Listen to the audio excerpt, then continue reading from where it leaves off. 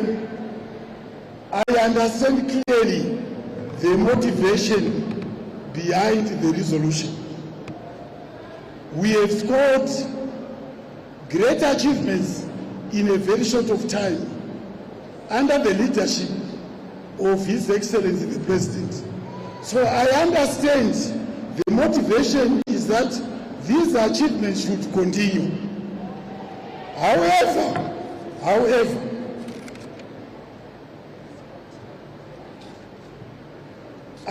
our department was being asked the question, is it legally possible? And the short answer I gave was that yes, it's legally possible. But listen, but to achieve it, we will need two separate constitutional amendments. One amendment to remove the presidential term that is fixed in the Constitution. The next amendment, constitutional amendment, should be to remove the disability that the Constitution places on His Excellency to serve beyond 2028. Listen, and the constitutional bills must be separate, not in one constitutional bill. And each constitutional bill must be followed by a referendum. So we are looking here at two constitutional amendment bills going through all the motions and also two separate referendum. So I thought on this amendment I should seek instructions from His Excellency the President. I was granted a meeting in August where I raised the issue to find out what his position is. I was given an answer, but I was not satisfied. I asked it again for a meeting mid-September, again to seek an answer. I was given the same answer that I was given in August. But just to be sure whether I was in the right direction, I called and asked for another meeting, which His Excellency granted me on Tuesday. And this time I had a witness. I was not alone, fortunately. I was given the same answer that I was given in August, in September, and on Tuesday. Just before I took the podium, I whispered in the ear of the President, is what you told me on the 3 meetings still stands? And he was emphatic, it still stands. Now what is that answer? And in fact, I must say, each time I went to ask, I got the impression that he was angry with me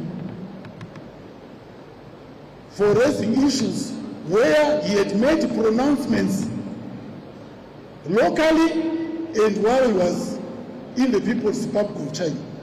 And I felt that, given my position, I should always heed what the leadership says.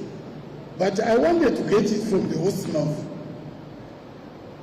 Now, His Excellency's answer, and I want to repeat what he said on Tuesday.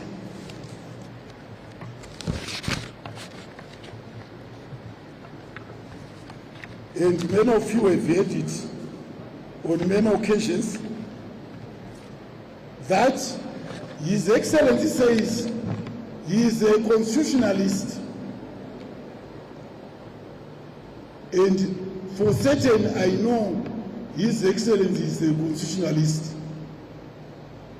And furthermore, His Excellency's hand was involved in the drafting of the current constitution.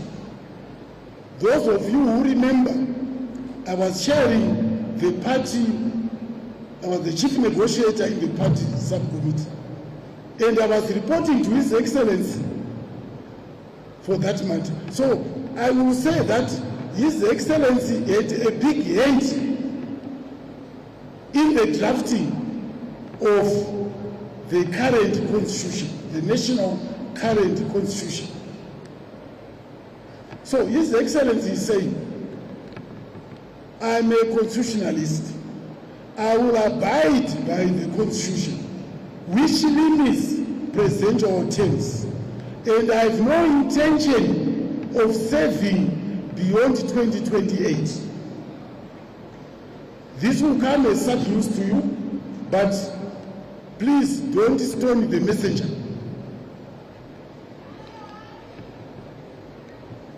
So where we stand, distinguished delegates, is that of all the resolutions, there is one resolution which cannot be implemented without the express consent and agreement of His Excellency President Dr. Emmerson Dambudzo Mnangagwa. And on Monday, when he told me this, he said, feel free to tell them you consulted me, which is what I am conveying to you this afternoon.